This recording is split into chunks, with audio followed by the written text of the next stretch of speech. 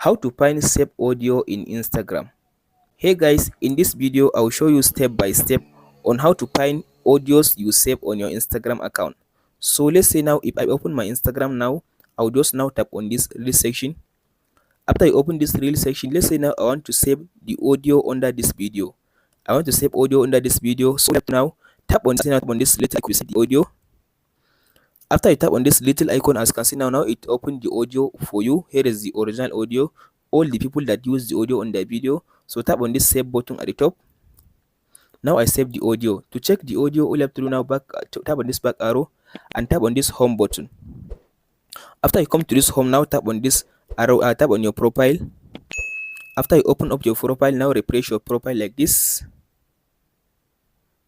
So now tap on this, as you can see now tap on this menu at the top right side. After you open this menu, now tap on this save button, this save.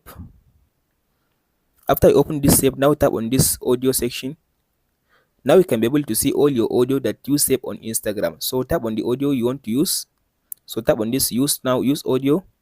So it will take you to your camera. Now you can be able to record your video with this audio that you save on Instagram. Hope this video helps you out. Don't forget to like, subscribe and share. Thank you for watching. In the next video.